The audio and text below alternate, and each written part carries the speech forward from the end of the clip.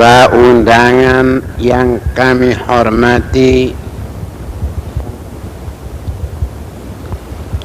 para wali-wali murid yang kami muliakan, para alumni-alumni, baik siswa atau siswi yang kami cintai. Assalamualaikum warahmatullahi ta'ala wabarakatuh. Alhamdulillahi rabbil alamin. Ahmaduhu subhanahu wa ta'ala wa as'aluhu an yaj'alana minal ulama'il amilin. أشهد أن لا إله إلا الله وحده لا شريك له الملك الحق المبين وأشهد أن سيدنا محمدا عبده ورسوله الصادق الوعد الأمين اللهم صل وسلم وبارك على حبيبك ورسولك سيدنا محمد وعلى آله وأصحابه وجميع أصفيائك أما بعد. Hadirin yang berbahagia, pertama-tama marilah kita memanjatkan puji dan syukur kehadrat Allah subhanahu wa ta'ala bahwa pada hari yang cerah ini dengan izinnya lah kita dapat bermuajahah, bertemu muka untuk suatu kepentingan kita bersama, yaitulah untuk melepaskan anak-anak kita dari pondok pesantren Al-Islahuddini yang telah tekun belajar di dalamnya. Ada yang 6 tahun, ada yang 3 tahun, malahan ada lebih dari itu. Pertama-tama saya menyampaikan syukur dan terima kasih khususnya kepada pengasuh-pengasuh murid-murid kita yang berada di dalam lingkungan pondok pesantren Al-Islahuddini, sehingga sekarang ini kita dapat melepaskan al-fauju yang saya tidak tahu. Maksud saya dari mulai merasa ini didirikan, yaitu pada tahun 1942 yang saya cantumkan di dalam bait yang berbunyi tarikhuha teman tuhib khudawadin fahsub tusib. Khudawadin, coba saudara hitung berapa nuktah angka didapatnya kalimat khudawadin, yaitulah 1942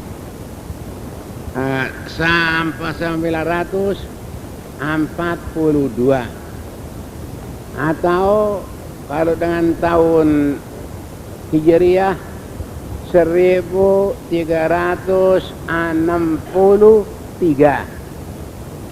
Nah, begitulah lamanya madrasah ini sampai sekarang 47 tahun dengan mendapat suka dan duka.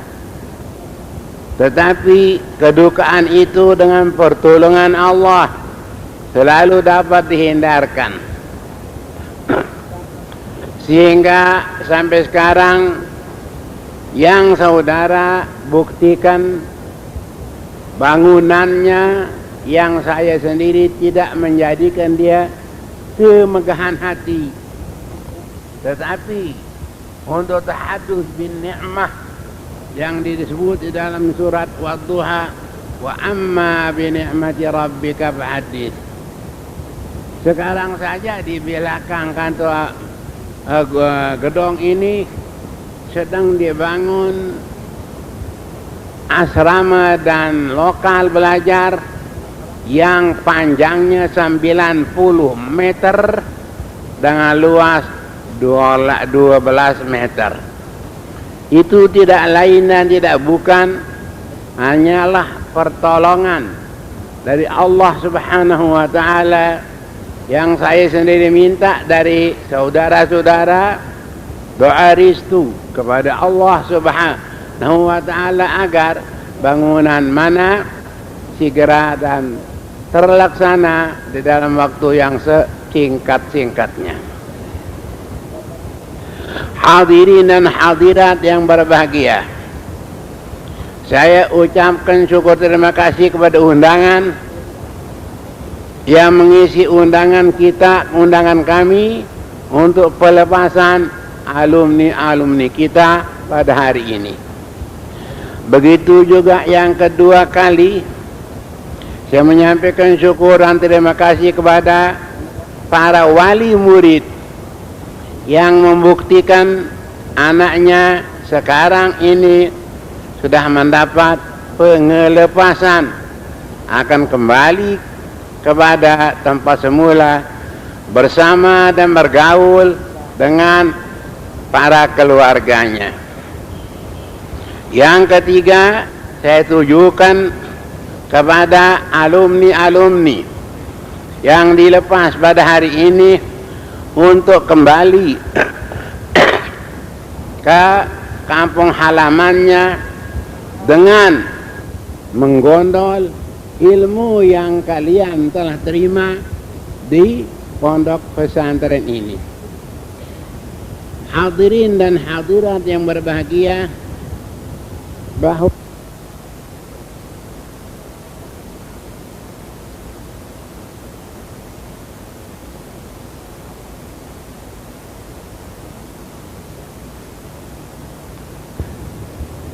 dengan cara jangan selalu fanatik kepada pondok pesantren, karena fanatik itu dalam bahasa Arabnya ta'assub. Ta'assub itu berarti dia sendiri yang benar, orang lain salah semua. Nah, begitulah ta'assub, berarti mengandungi dalam arti ta'assub itu akan kesombongan dan keserakahan. Itu satu nasihat dari saya, jangan selalu ta'assub kepada sumber ilmunya, karena ta'assub itu ada mengandung ketakaburan dalam hati.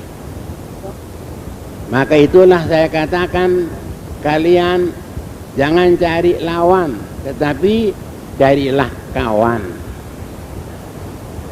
Hadirin dan hadirat yang berbahagia, saya khususkan nasihat saya ini kepada alumni, baik siswa ataupun siswi.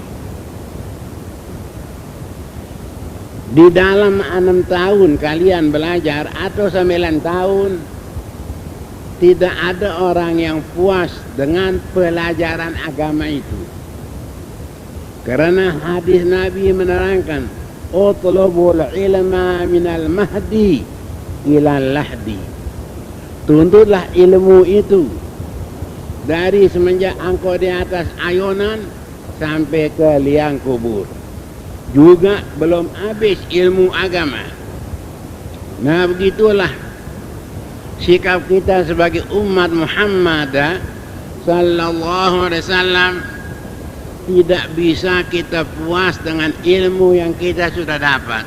Carilah ilmu yang belum kita tahu. Al-Quran menerangkan, wa fawqa kulli dzi ilmin alim. Di atas orang punya ilmu, ada atasan daripadanya lagi. Tetapi ilmu ini adalah menjadi sikap manusia. Ada hadis menerangkan, man arada dunia fa'alaihi bil ilmi. Siapa mau kemewahan, kepentingan dalam dunia harus berilmu. Menjadi pekasih saja yang mengurus air tidak bisa diangkat kalau tidak berilmu. Wa man arada al-akhirah fa'alaihi bil ilmi. Barang siapa menghendaki kebahagiaan dalam akhirat, haruslah ia berilmu. Tidak ada orang dapat bahagia dalam akhirat kalau orangnya jahil. Kemudian yang ketiga, wa man aradahuma fa'alaihi bil ilmi. Barang siapa menghendaki keselamatan dunia, kebahagiaan akhirat, harus dia berilmu. Hadirin dan hadirat yang berbahagia, ilmu yang bermanfaat disebut di dalam Al-Quran dengan kata al-hikmah. Coba cari tafsiran al-hikmah, ditafsirkan oleh Syekh Jalaluddin Abdul Rahman As-Suyuti dengan arti al-ilmun nafi'. Hikmah munafi', ilmu yang bermanfaat. Wa man yu'tal hikmata faqad utiya khairan katsira. Siapa yang diberi oleh Allah ilmu yang bermanfaat itu, sungguhnya orang itu diberi kebajikan yang banyak sekali.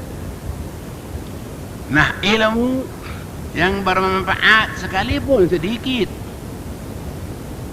dapat mengundang, mendatangkan ilmu-ilmu yang tidak pernah kita pelajari. Hadis Nabi menerangkan, man amila bima alima warathahu Allahu ilma man lam ya'lam. Barang siapa beramal dengan apa yang ia tahu, meskipun sedikit tapi tetap diamalkan, niscaya Allah memberi pusakai dia ilmu yang tidak pernah dipelajarinya, ilmu yang tidak pernah diketahuinya. Nah, begitulah fadilah, kelebihan daripada mengamalkan ilmu. Nah, ini ada sangkut pautnya dengan kalian yang sebagai alumni yang akan dilepas pada hari ini, yaitu bukan arti pondok pesantren melepas kalian baik siswa ataupun siswi untuk dilepas seperti binatang lari ke dalam hutan, yaitu menjalankan kemauannya sendiri. Tidak. Tapi dilepas dengan ada ikatan. Apa yang mengikat alumni wanita atau alumni laki ialah ilmu. Jadi ilmu itu adalah pengikat bagi kalian untuk dapat memelihara diri. Jangan seperti binatang buas di dalam hutan, tapi kalian bertali dengan ikatan ilmu.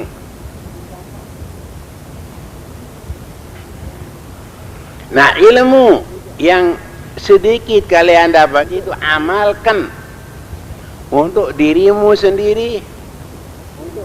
Niscaya nanti Allah akan menambahkan ilmu yang tak pernah kalian pelajari. Begitulah arti hadis yang baru, man amila bima alima warathahu Allahu ilma ma lam ya'lam.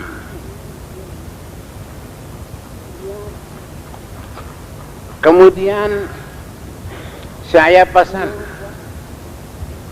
baik siswa atau siswi yang akan kembali ke dalam lingkungan masyarakat, perbaikilah dirimu sendiri. kalian adalah orang terhormat dengan sebab keluar dari tempat suci ialah pondok pesantren yang dipandang oleh masyarakat dengan mata penghormatan. Kemudian peliharalah lingkungan kalian sendiri, keluarga kalian. Ajaklah dia dengan apa yang kalian dapat di pondok pesantren ini untuk melihara diri, menjauhkan larangan Tuhan dengan mengerja perintah-perintah Tuhan. Sudah, kalian perbaiki diri sendiri, lingkungan kalian, terjunlah kepada masyarakat. Memang kita umat Islam harus begitu, terjun kepada masyarakat untuk demi kepentingan dan kebaikan masyarakat. Amar bil ma'ruf, nahi anil munkar. Quran menerangkan, wal takum minkum ummatun yad'una ilal khair wa ya'muruna bil ma'rufi wa yanhauna 'anil munkar. Harus ada di antara kamu umat Islam golongan yang mengajak kawannya mengerjakan kebajikan dan menyuruh orang-orang lain dengan mengerjakan kebajikan dan melarang orang lain mengerjakan larangan Tuhan, barang mungkar. Ini harus kita jadikan dia sikap tiap-tiap hari. Kemana kita berjalan, banyak barang-barang mungkar kita lihat yang tidak dibenarkan oleh syarak agama Islam. Bagaimana sikap kita itu supaya selamat daripada azabullah, daripada ancaman Tuhan. Hadis menerangkan, Nabi menerangkan, man ra'a minkum munkaran falyughayyirhu biyadihi fa illam yastati' fa bilisanihi fa illam yastati' fa biqalbihi wa dzalika adhaful iman. Barang siapa mengetahui, bukan melihat saja, ini dalam ilmu nahwu disebut dengan nama ra'a ilmiah. Barang siapa mengetahui ada suatu barang mungkar dikerjakan orang, apabila kita mengetahui juga apabila kita melihat, harus dia mencegahnya dengan kekuasaan, dengan tangan. Kalau kuasa, kalau bisa.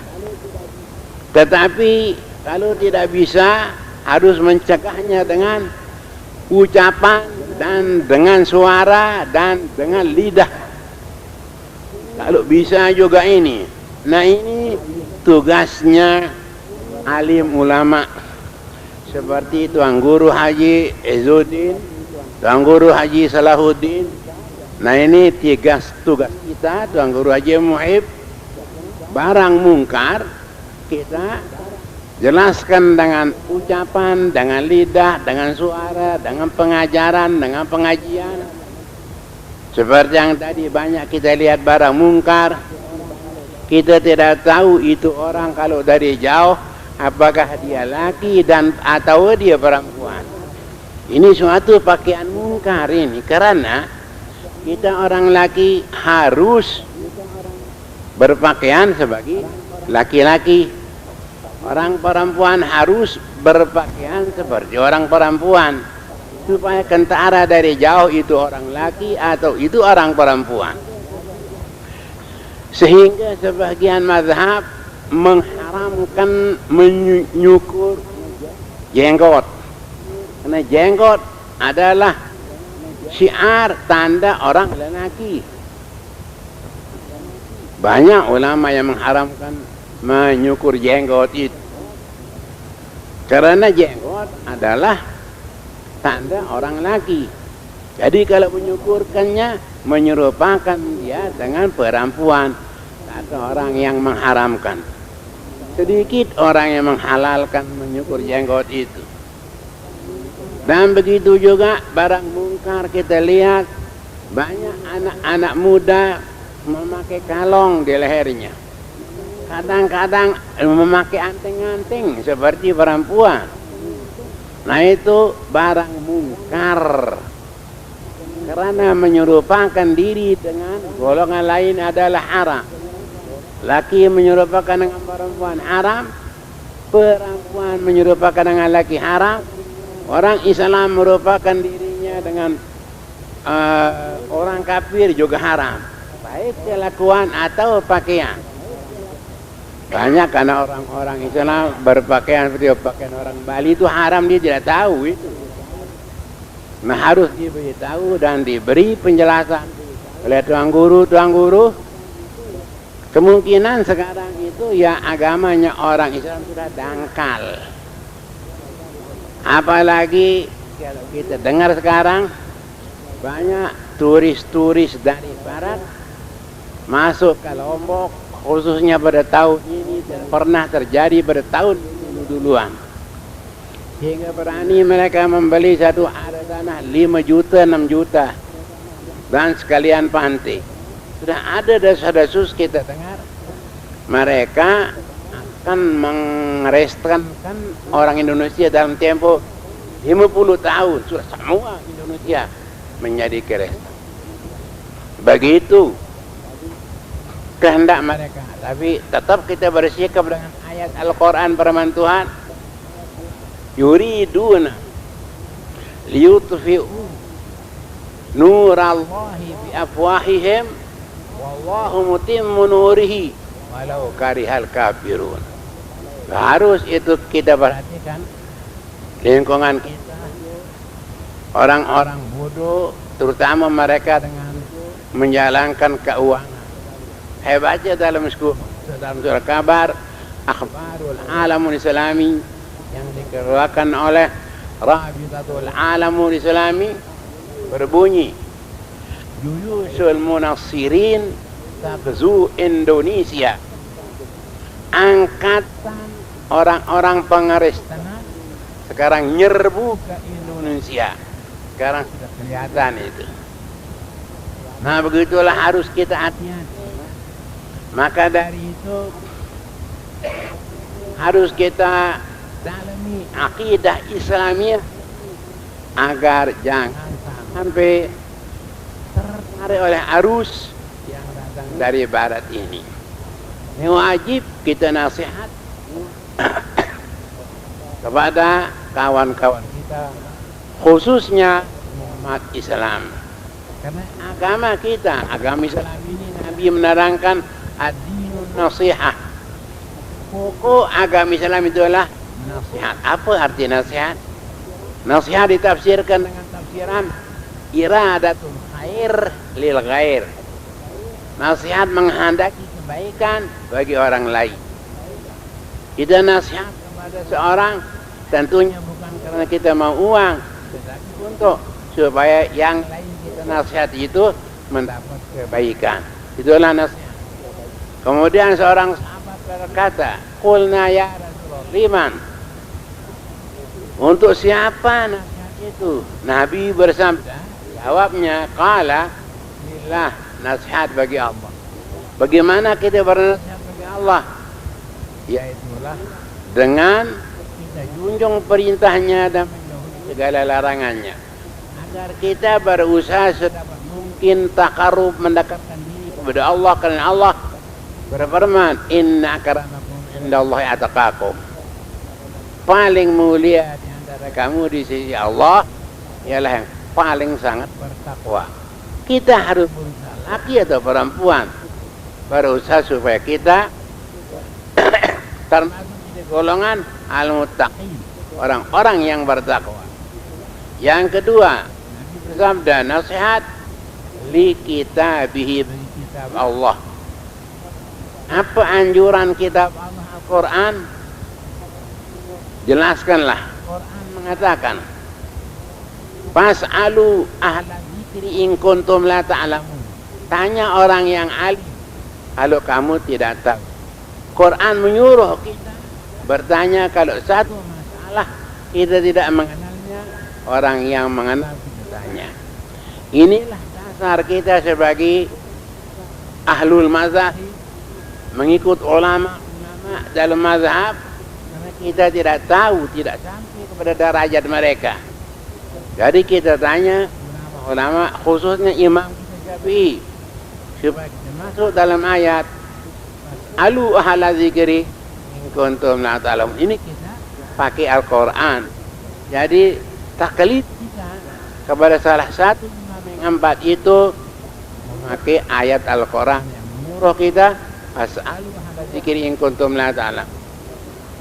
Yang ketiga, Nabi bersabda, nasihat bagi Rasulnya, kita apa yang diberi petunjuk kita oleh Rasulullah harus kita ikuti.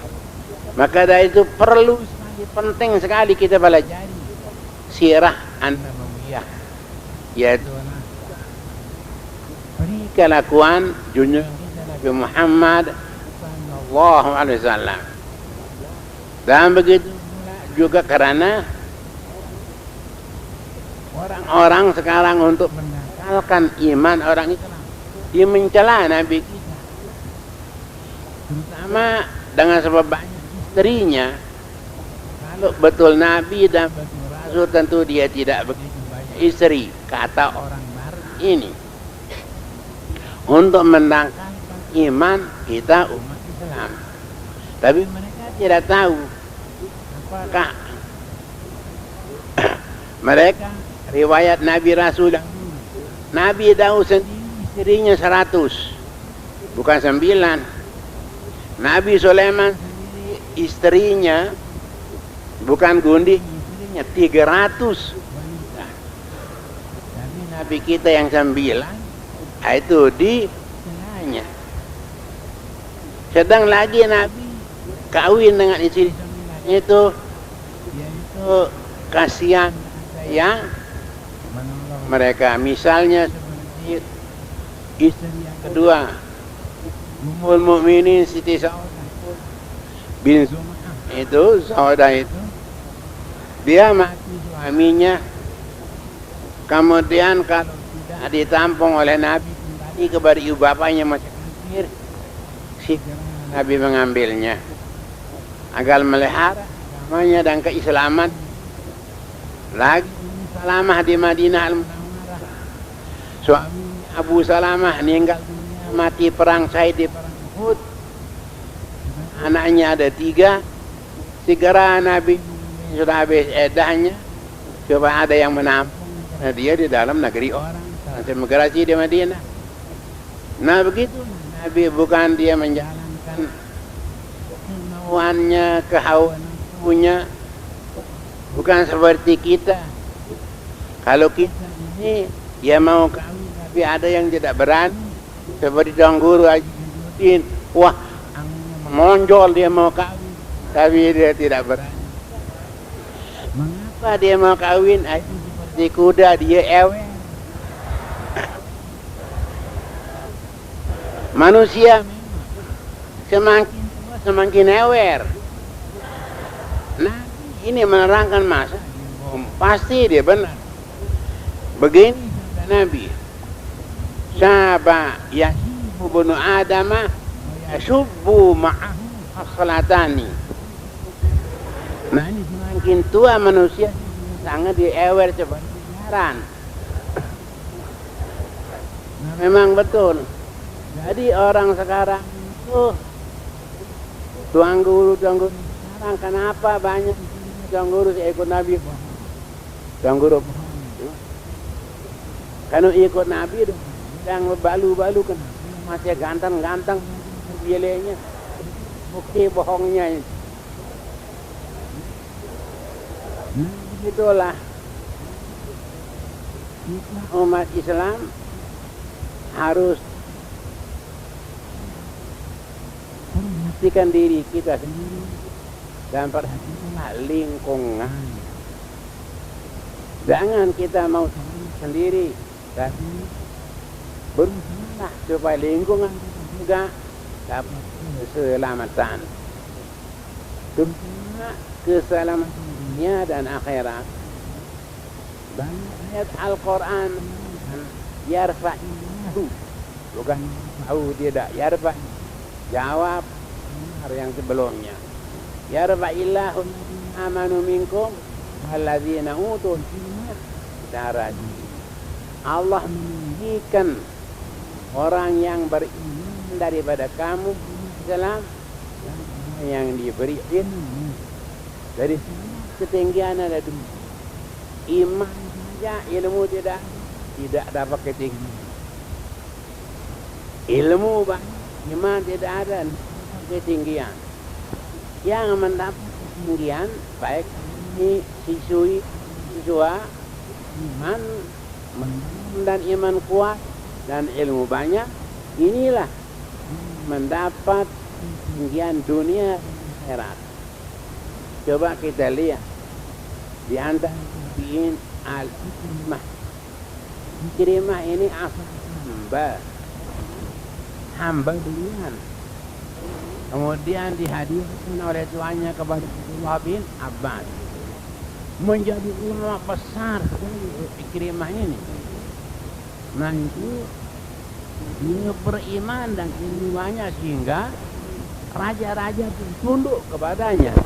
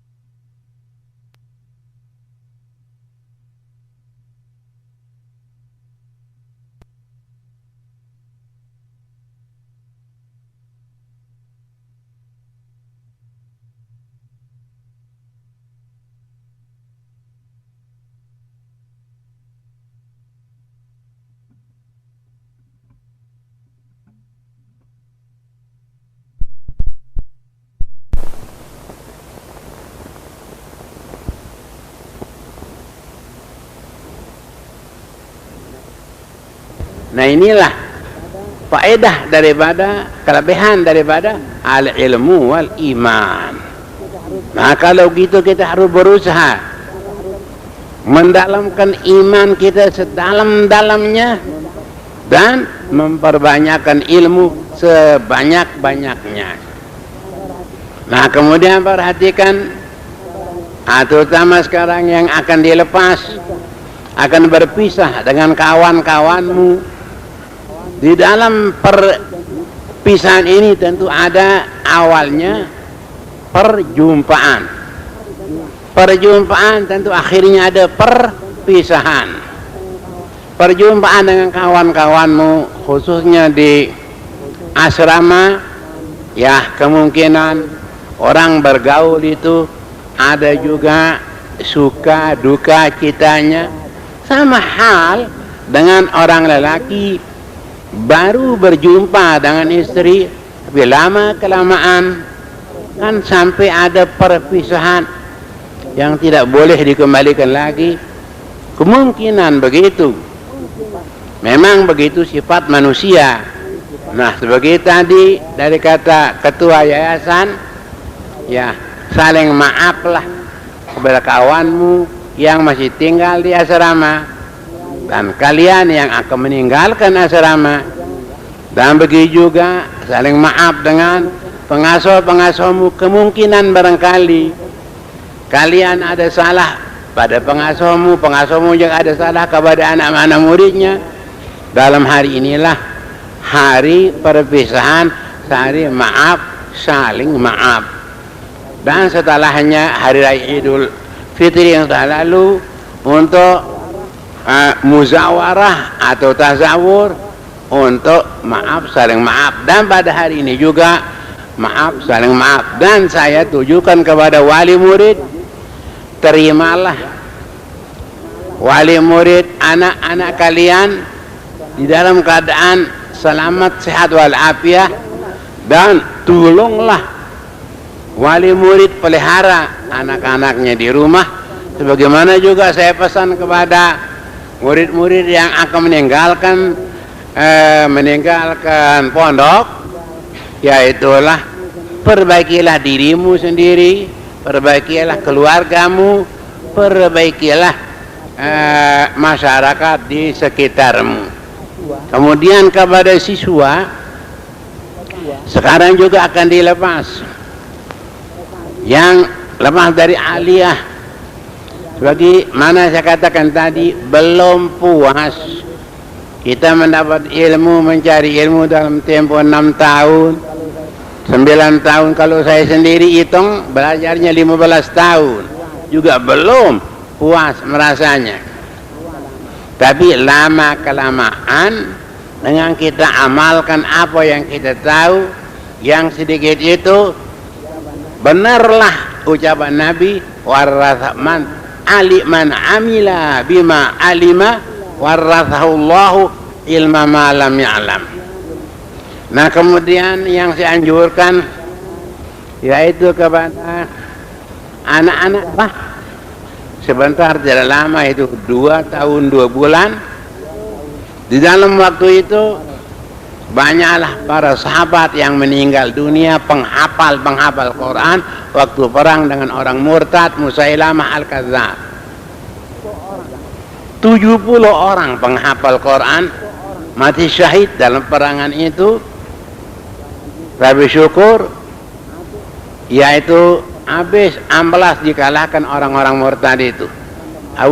Umar berpendapat, ya Khalifah Rasulullah, belum ada gelar Amirul Mukminin waktu itu. 70 orang hufaz penghafal Quran mati syahid. Quran ini akan hilang nanti kalau habis penghafal Quran ini. Abu Bakar menjawab, kaifa naf'alu ma lam yaf'alhu Rasulullah sallallahu alaihi wasallam. Kita kumpulkan Quran, kenapa kita akan mengerjakan barang yang tidak pernah Nabi mengerjakannya? Umar menjawab, memang saya akui, tapi ini demi untuk kemaslahatan Al-Quran, keagamaan Islam sendiri. Bagaimana jadi isi ayat inna nahnu nazzalna dzikra wa inna lahu lahafizun kalau tidak membukukan, menghimpunkan Al-Quran? Baru Sayyidina Abu Bakar setuju kepada pendapat Umar. Dipanggil Zaid bin Thabit, penghafal Quran dengan tukang surat wahyu, kumpulkan Quran semuanya. Quran waktu itu ada yang ditulis di pelapa kurma, ada yang ditulis pada kulit kambing, ada yang ditulis pada tulang-tulang onta, belum ada kertas seperti sekarang. Zaid bin Thabit mengumpulkan semua ayat Al-Quran, dijadikan satu bendel yang merupakan kulit, kelapa kurma, tulang-tulang, dan diserahkan kepada Abu Bakar. Inilah permulaan penghimpunan Al-Quran. Abu Bakar wafat setelah dia merintah umat Islam jadi wakil Nabi 2 tahun 2 bulan.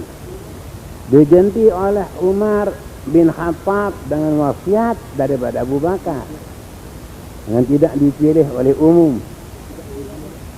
10 tahun lebih jadi khalifah, dibunuh oleh seorang majusi yang nama Abu Lu'lu'ah al-Majusi di waktu sembahyang subuh. Kemudian dipilih, waktunya sudah Abu Umar bin Khattab meninggal dunia, dipilih yang menjadi khalifah siapa? Masih tinggal 6 orang.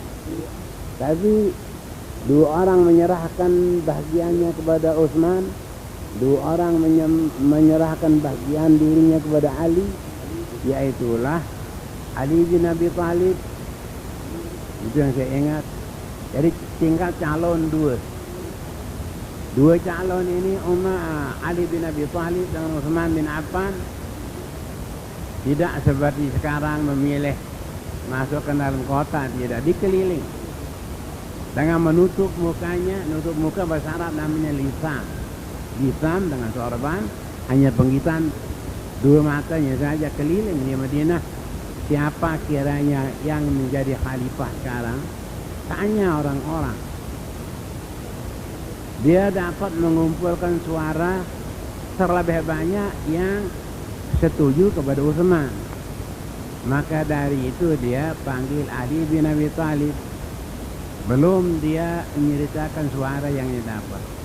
Kalau saya baiat kepada saudara harus memakai Quran dan hadis dan sirahnya Abu Bakar dengan Umar. Mau apa enggak? Mau. Utsman dikatakan begitu juga. Kemudian diterangkan suara yang terbanyak saya dapat dari masyarakat umum ialah Utsman bin Affan. Saya sendiri menjadi wakil daripada mereka untuk mengangkat Utsman bin Affan menjadi khalifah ketiga. Nah, waktu itu Umar bin Khattab jadi khalifah. Pembesar orang Quraisy ditahan di negeri Madinah, tidak dikasih merantau ke Irak, ke Baghdad, ke negeri Syam. Tetapi Sayyidina Utsman menjadi khalifah, dibebaskan siapa yang mau ke Syam boleh, ke negeri Irak boleh, ke Mesir boleh. Timbullah percecokan antara pembaca Al-Quran. Karena semuanya membaca Al-Quran ini dapat riwayat dari Nabi. Sedang ada hadis menerangkan Al-Quran unzila ala sab'ati ahruf. Quran diturunkan atas 7 huruf. Maksudnya tafsir Quran ini pembacaannya dengan bermacam-macam bacaan. Sehingga pada Fatihah saja bermacam-macam bacaan, tapi riwayat daripada Nabi semua. Ada yang membaca Maliki Yaumiddin, ada yang membaca Maliki Yaumiddin, ada yang membaca Ihdinas Siratal Mustaqim, ada yang membaca Ihdinas Siratal Mustaqim. Jadi di negeri-negeri besar yang telah dikalahkan, bercecokan sahabat-sahabat cara membaca Al-Quran, turunlah pemerintah daripada Utsman bin Affan menghimpunkan Al-Quran yang semua ditulis oleh sahabat itu dan dibakar. Kemudian disuruh Zaid bin Sabit menulis Al-Quran dengan suatu panitia yang dapat ditulis 5 Al-Quran, yaitu 1 ditinggalkan di Madinah, 1 di negeri Syam, 1 di negeri Irak, 1 di negeri Mesir, 1 di Mekah, untuk memelihara Al-Quran, yaitu mengisi ayat inna nahnu nazzalna dzikra wa inna lahu lahafizun. Nah, sekarang pondok pesantren Ali Salahuddin ini mengadakan satu bagian tahfizul Quran supaya menjadi pendukung daripada ayat inna nahnu nazzalna dzikra wa inna lahu lahafizun. Syukur alhamdulillah, sekarang sudah barangkali ada lebih daripada 40 anak kita. Ada yang sudah menghafal 12 juz, ada yang 10, ada yang 9. Nah, saya anjurkan yaitu di mana saja bapak-bapak wali murid, kalau ada anaknya yang sudah lancar membaca Al-Quran, masukkanlah dia di madrasah tahfizul Quran yang dipimpin oleh anak saudara saya Haji Yusuf Abdul Sattar. Waktu saya bersama di Mekah dengan dia mulai tahun 37 dan seterusnya, belum perang itu, dia mendapat ijazah penghafal Quran dari madrasah As-Sulatiyah. Jadi gurunya yaitulah Syekh Umar Hamdan, ada bawa ijazah pulang. Nah, begitulah, mari sekarang kita perkembangkan penghafalan Al-Quran ini supaya kita juga yang menganjurkan, yang punya anak masuk dalam ayat inna nahnu nazzalna dzikra wa inna lahu lahafizun. Nah kemudian ya siswa yang lepas dari aliyah sekarang ini, kalau anjuran saya yaitulah agar masuk kepada bagian takhasus, karena di bagian takhasus tidak ada pelajaran umum lagi, melulu bahasa Arab, nahwunya, sarafnya, fikihnya, dan banyak lain-lain lagi, arut untuk menimbang syair-syair dalam bahasa Arab. Nah begitulah anjuran dari saya.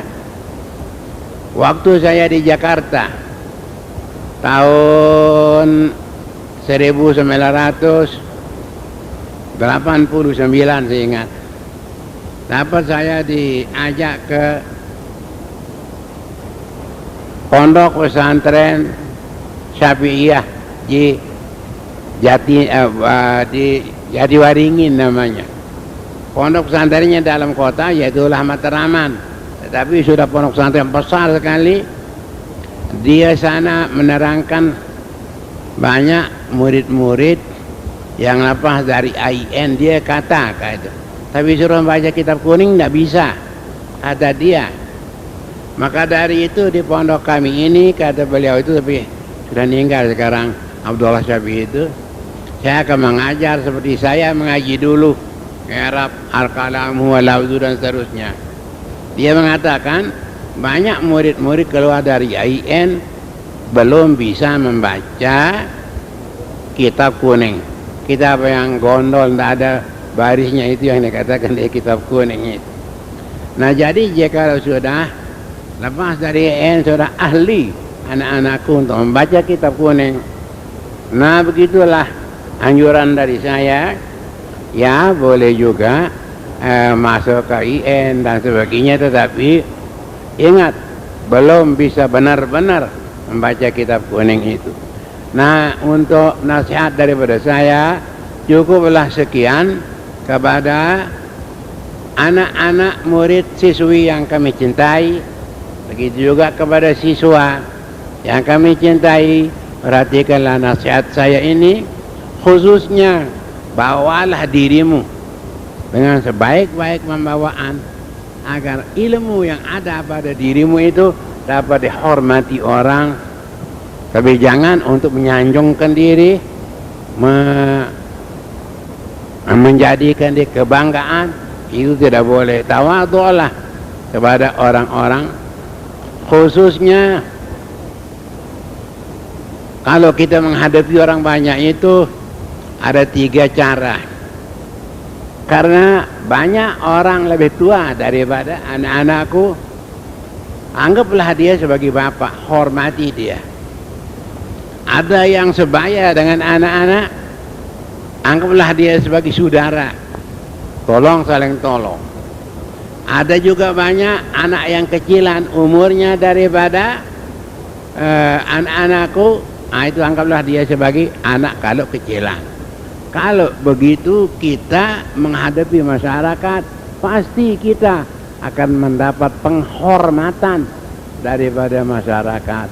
Kalau mendapat penghormatan, sudah barang tentu ada faedah daripada ilmu yang kalian dapat di pondok pesantren Al-Islahuddin ini, yang sudah berapa rombongan keluarnya di dalam tempo 47 tahun.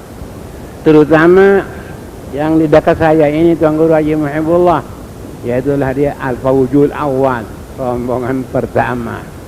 Masih madrasah Boro di sebelah barat, pondoknya di Balai Babu Simah. Nah begitulah Al-Fawjul Awal. Tetapi kita membangun madrasah ini tidak ada beda dengan pertanian. Coba lihat, kalau tanam tembakau kecil sekali bijinya, kemudian dia berdaun 2, 3 sampai kalau sudah dipindahkan ke sawah besar-besar daunnya. Nah begitu juga pondok pesantren asalnya kecil, tapi lama kelamaan akan menjadi besar. Itu semuanya dengan pertolongan Allah Subhanahu wa ta'ala. Meskipun besar, tidak boleh kita jadikan dia kebanggaan atau kesombongan atau ketakaburan, tapi harus tetap, yaitulah merendahkan diri.